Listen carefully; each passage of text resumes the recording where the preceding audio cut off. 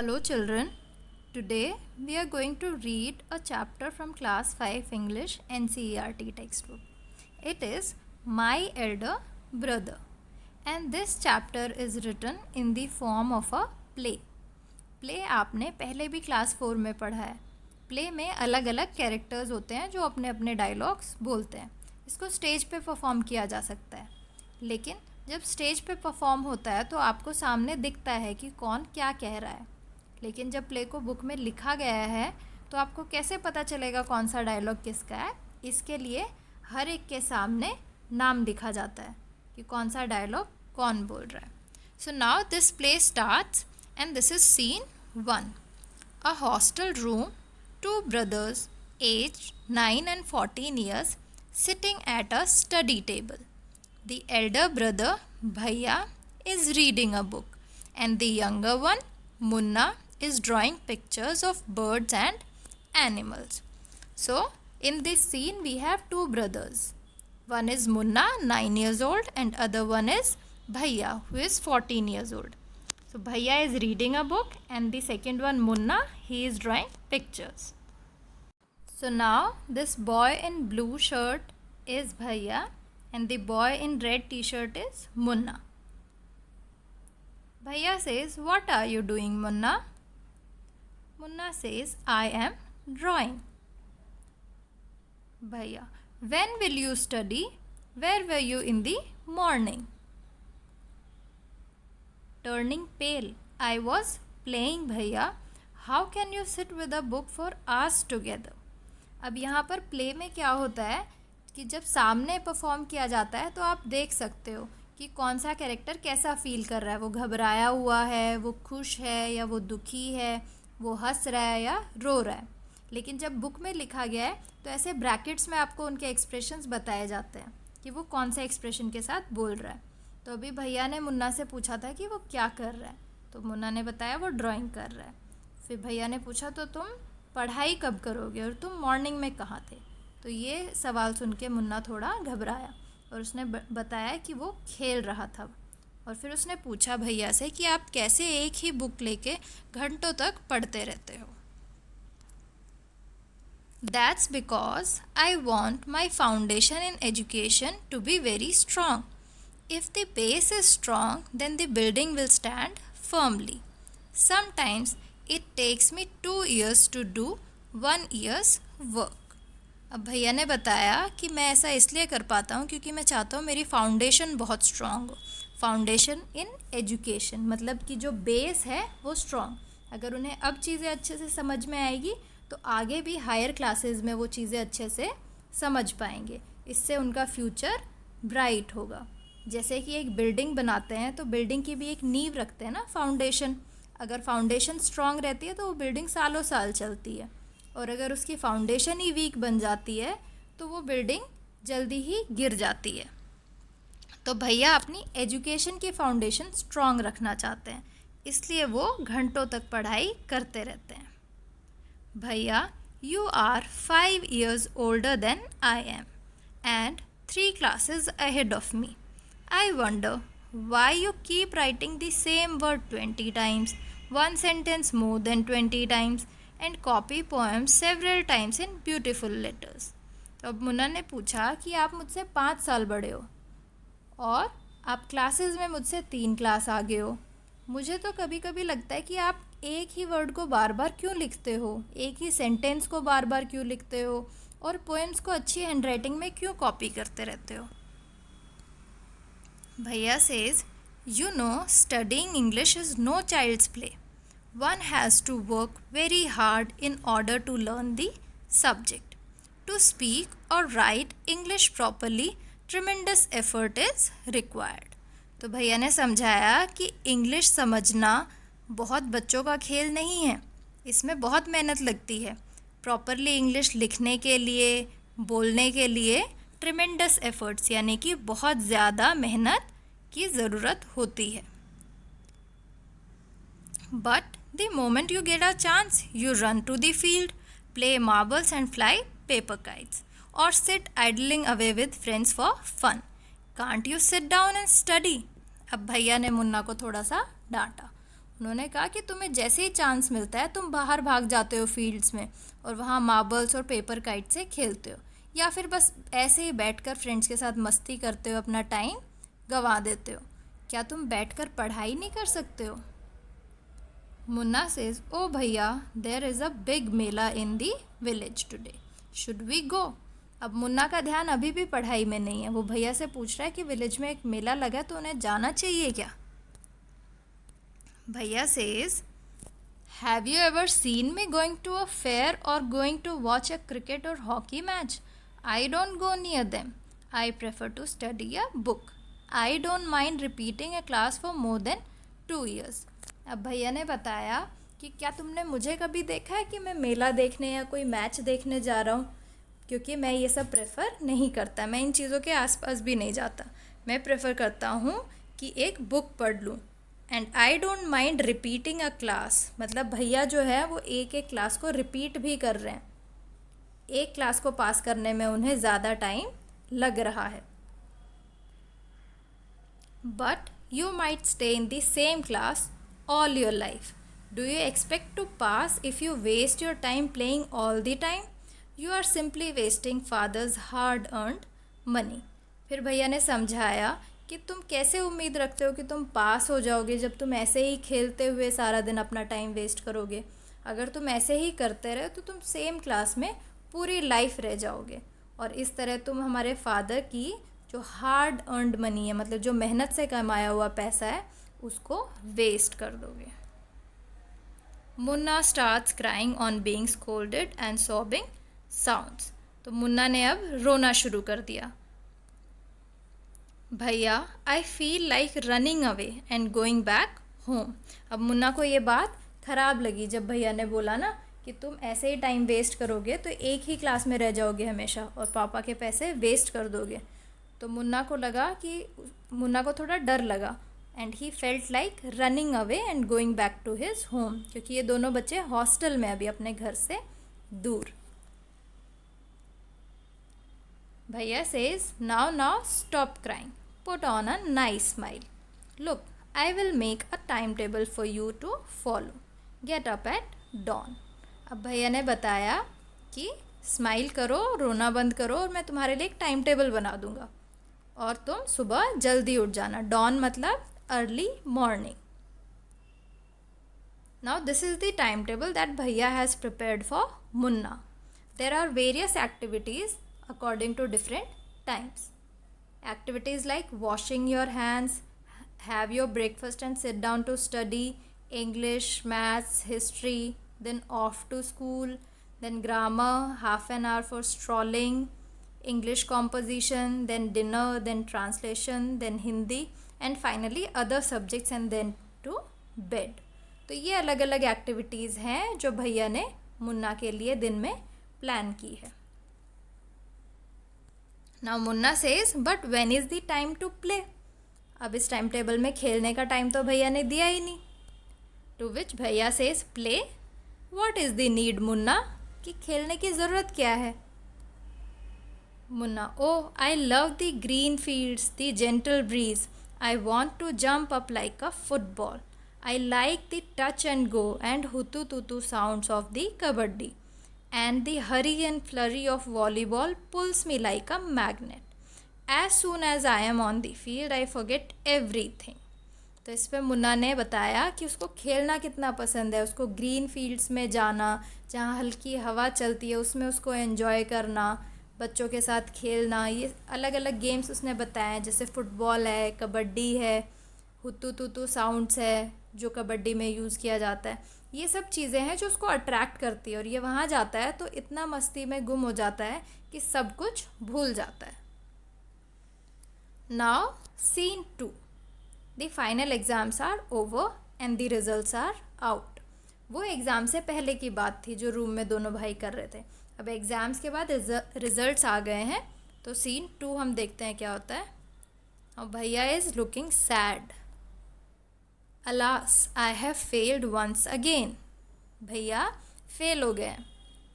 Munna says, oh, but भैया, I have passed and topped my class. Now there is only 2 years difference between us. अब इससे पहले भैया 3 class आगे थे मुन्ना से, अब भैया फेल हो गया और मुन्ना 1 क्लास आगे आ गया, तो उन दोनों में सिर्फ 2 साल का गैप है। और मुन्ना ने अपनी क्लास में टॉप भी किया है। But my dear brother, don't be so proud, you have passed only 1 class and you think that I am stupid and you are smart. Once in a while in a game, you might get lucky and hit a goal, but that doesn't mean you have mastered the game. You have to work hard to be successful in life. When you have to study a subject like algebra or geometry in higher classes, then you will understand the importance of hard work. In geometry, if one writes ACB instead of ABC, the answer is marked wrong. The examiners will not spare you. They want you to learn word by word from the textbooks. अब भैया ने समझाया कि तुम्हें मुन्ना अभी खुश होने की ज़रूरत नहीं है। कभी कभार तुम लक की वजह से भी पास हो जाते हो या सक्सेसफुल हो जाते हो, लेकिन उसका ये मतलब नहीं है कि तुम मास्टर हो उस चीज़ के, यानी कि तुम कम्प्लीटली स्किल्ड हो, तुम्हें अच्छे से वो चीज़ आती है। तुम्हें बहुत मेहनत करनी चाहिए, क्योंकि हायर क्लासेस में जो पढ़ाई है वो बहुत मुश्किल हो जाती है। जब तुम अलजेब्रा और ज्योमेट्री जैसे सब्जेक्ट्स पढ़ोगे तो तुम्हें बहुत मेहनत करनी पड़ेगी। ज्योमेट्री में तो अगर कोई ABC की जगह ACB भी लिख देता है तो भी आंसर गलत हो जाता है, और ऐसी ऐसी छोटी छोटी गलतियों के लिए भी एग्जामिनर्स मार्क्स नहीं देते। तुम्हें वर्ड बाय वर्ड अच्छे से टेक्स्ट बुक से पढ़ना पड़ता है। मुन्ना सेज, ओ भाई साहब, this is scary. I don't think I want to go to the 9th class now, but I will still complete my day's homework so that I get no punishment in class. तो अभी 9th class की बात हो रही है कि 9th class में इतना पढ़ना पड़ता है, तो मुन्ना डर गया है। मुन्ना कह रहा है कि मैं तो 9th क्लास में जाना ही नहीं चाहता, लेकिन मैं अपना आज का होमवर्क कंप्लीट कर लेता हूँ ताकि मुझे कल क्लास में पनिशमेंट ना मिले। भैया says, just today we were asked to write a short essay on the topic of punctuality in 4 pages. तो भैया ने बताया कि आज ही हमें पंक्चुअलिटी टॉपिक पर एक ऐसे लिखने को बोला, शॉर्ट ऐसे, और कितने पेजेस में? 4 pages. And imagine, can something be written on 4 pages and still be short? कि इमेजिन करो कि कोई चीज़ 4 पेजेस में आपने लिखी है और फिर भी आप कह रहे हो वो शॉर्ट है। It's all so mixed up कि सब कुछ बहुत कंफ्यूजिंग हो जाता है बड़ी क्लास में जाकर। Munna, thinking aloud, thank God it was time for school, or else the scolding would have gone on and on. तो अब मुन्ना थोड़ा थैंकफुल है कि चलो शुक्र है स्कूल का टाइम हो गया, वरना भैया मुझे ऐसे ही डांटते रहते। ये मुन्ना सोच रहा है, ये मुन्ना ने बोला नहीं है भैया को, वो सोच रहा है, thinking aloud. Now this is scene 3। The results were out once again, मतलब अगले साल भी रिजल्ट आ गया। And it so happened that Munna passed and भैया फेल्ड अगेन। भैया was really upset. Munna was also sad seeing his brother so unhappy. भैया now becomes gentler with Munna. Munna became naughtier because of this and studied even less than before. अब तीसरे scene में अगले साल के result आ गया, फिर से वही हुआ, मुन्ना पास हो गया और भैया फिर से फेल। भैया बहुत अपसेट है और भैया को अपसेट देखकर मुन्ना भी खुश नहीं है। और इसके बाद क्या हुआ, भैया थोड़ा मुन्ना के साथ प्यार से बिहेव करने लगे और मुन्ना और ज़्यादा शरारती हो गया। तो मुन्ना को लगा वो तो बिना पढ़े पास हो जाता है, आराम से खेलता रहता है, तो उसने पढ़ाई करना और कम कर दिया। क्योंकि वो आराम से पास हो रहा था तो उसने पढ़ना पहले से भी कम कर दिया।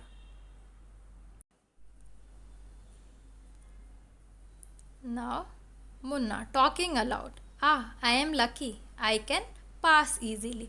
I need not study so hard. Now I can play games with my friends and fly kites. But I should still be careful that भैया doesn't see me flying kites. तो अब मुन्ना सोच रहा है कि मैं तो बहुत लकी हूँ, मैं बड़े आराम से पास हो जाता हूँ, मुझे तो ज़्यादा पढ़ने की ज़रूरत है ही नहीं। अब मैं आराम से फ्रेंड्स के साथ खेल सकता हूँ और काइट्स को फ्लाई कर सकता हूँ, लेकिन मुझे ध्यान रखना पड़ेगा कि भैया मुझे ना देख ले, क्योंकि भैया देखेंगे तो फिर वो मुन्ना को पढ़ने के लिए बोलेंगे। One day, a kite is flying slowly downwards. Munna starts running in order to grab it. Suddenly he comes face to face with भैया. तो एक दिन क्या होता है कि एक काइट जो है वो नीचे की तरफ जा रही है और मुन्ना भागना शुरू करता है उसको पकड़ने के लिए. और जैसे ही वो भाग रहा है तो उसके सामने आ जाते हैं भैया. भैया catching hold of Munna's hand, कि मुन्ना का हाथ पकड़ लिया उन्होंने और कहा, aren't you ashamed to be playing kites all day long? Don't you realise that now you are in the 8th class and are not studying in lower class? तो अब भैया ने समझाया कि तुम्हें शर्म नहीं आती कि तुम पूरा दिन सिर्फ काइट्स ही फ्लाई करते हो? तुम रियलाइज़ नहीं करते कि तुम अब 8th क्लास में हो गए हो, मतलब बड़ी क्लास है, कि अब तुम छोटी क्लास में नहीं हो और तुम्हें पढ़ने की ज़रूरत है. If you think that I am just one class ahead of you and I can't say anything, you are wrong. I am 5 years older than you are and will always be. फिर भैया ने समझाया कि तुम्हें ये नहीं सोचना चाहिए कि मैं तुमसे सिर्फ एक क्लास आगे हूँ तो मैं कुछ नहीं बोल सकता. मैं तुम्हारा बड़ा भाई हूँ, तुमसे 5 साल बड़ा हूँ और हमेशा बड़ा रहूँगा, तो मुझे तुम्हें डांटने का हक है. Understanding doesn't come only from reading books. Look at Ma and Baba. Ma has never gone to school and Baba has only passed 5th class. अब भैया मुन्ना को अपने माँ बाबा के बारे में बता रहे हैं कि माँ ने तो कभी पढ़ाई की ही नहीं है और बाबा ने भी सिर्फ 5th क्लास की है. लेकिन वो लोग समझदार है क्योंकि अंडरस्टैंडिंग जो है सिर्फ बुक्स पढ़ने से नहीं आती, एक्सपीरियंस से भी आती है. उनकी उम्र ज़्यादा है तो उनको हमसे ज़्यादा एक्सपीरियंस भी है. रियली भैया, is that true? Yes, there are 1,000 things that they know more than you or me. And even if we have studied the wisdom of the whole world, Ma and Baba will always have the right to explain to us and correct us. Now, what do you do if I were to fall sick today? तो भैया ने समझाया कि अगर हम पूरी दुनिया की किताबें भी पढ़ ले, सारी नॉलेज हासिल कर ले, फिर भी माँ बाबा हमसे बड़े ही रहेंगे और उन्हें हमेशा हक रहेगा कि वो हमें समझाए और हमारी गलती होने पर हमें ठीक भी करें. फिर भैया ने पूछा, अच्छा तुम क्या करोगे अगर मैं बीमार हो जाऊं? मुन्ना, आई डोंट नो भैया, आई वुड टेल बाबा and he would rush to the hostel. तो मुन्ना ने बोला कि मुझे नहीं पता मैं क्या करूँगा, लेकिन मैं बाबा को बुला लूँगा, बाबा को बता दूँगा तो वो हॉस्टल आ जाएंगे फटाफट. आहा, I had expected this answer. Now Baba would not get upset. He would first try to find out what was wrong and then he would call a doctor. Baba would know exactly what to do. They have more experience than us. तो इस example से भैया ने मुन्ना को समझाया कि तुम तो अपसेट होकर बाबा को बता दोगे और उन्हें बुला लोगे, लेकिन बाबा इस तरह अपसेट नहीं होंगे. वो सबसे पहले पता करेंगे कि क्या गड़बड़ हुई है जिससे तबीयत ख़राब हुई है मेरी. फिर वो एक डॉक्टर को बुला लेंगे और उन्हें पता है एग्जैक्टली क्या करना है क्योंकि उन्हें हमसे ज़्यादा एक्सपीरियंस है, यानी कि नॉलेज है विद टाइम जो उनको हुई है. Munna with tears in his eyes, भैया I am sorry, what you say is true. भैया हग्स मुन्ना लविंगली, भैया मुन्ना को प्यार से हग कर लेते हैं. I also like to play and fly kites, but if I also play then how can I watch out for you? You are my responsibility. अब भैया ने बताया कि मुझे भी खेलना और पतंग उड़ाना बहुत पसंद है, लेकिन अगर मैं भी इन सब में इंगेज हो गया, मैं भी यही सब चीज़ें करने लगा, तो मैं तुम्हारा ध्यान कैसे रखूँगा? तुम तो मेरी ही रिस्पॉन्सिबिलिटी हो, मेरी जिम्मेदारी हो. Munna says, I love you भैया. Now let's look at the new words. First word is foundation. Foundation means solid base. जैसा कि आपको शुरू में भी मैंने बताया था, ये आप पिक्चर देखिए, इसमें एक बिल्डिंग का फाउंडेशन है, उसका बेस है, ये इसको स्ट्रॉन्ग बनाना बहुत ज़रूरी होता है. Schedule. Schedule means time table. जैसे ये एक डेली शेड्यूल दिया है कि दिन में आप किस किस टाइम पे क्या क्या करते हो. ऐसे. ऐसे means composition on any topic, कि किसी टॉपिक पर जब डिटेल में लिखा जाता है तो उसको ऐसे कहते हैं. Idling. Idling means without any purpose और बीइंग लेज़ी, मतलब कि लेज़ी हो जाना, कुछ ना करना, टाइम ऐसे ही वेस्ट करना. मास्टर्ड, मास्टर्ड मीन्स स्किल्ड और having expertise. Hostel, hostel means a supervised lodging house for students. Students के लिए रहने की एक जगह जो सुपरवाइज्ड होती है, यानी कि वहाँ कोई ना कोई होता है रिस्पॉन्सिबल पर्सन जो स्टूडेंट्स का ध्यान रखता है. Tremendous, tremendous means a strong और लार्ज क्वांटिटी, कि बहुत ज़्यादा. Strolling, strolling means to move around in an area by walking, walk करना एक एरिया में. Breeze, breeze means light wind, यानी कि हल्की सी जब हवा चलती है उसे ब्रीज कहते हैं. Punctuality, punctuality means to do something at right time, कोई भी काम समय से करना, तो ये हैबिट क्या होती है, इसको पंक्चुअलिटी बोलते हैं. अशेम्ड, अशेम्ड मीन्स एम्बैरेस्ड, मतलब शर्मिंदा होना. एक्सपीरियंस, एक्सपीरियंस इज नॉलेज और स्किल गेन्ड विद टाइम, कि टाइम के साथ जो भी नॉलेज और स्किल हम गेन करते हैं उसको एक्सपीरियंस कहते हैं. Now thank you and have a nice day.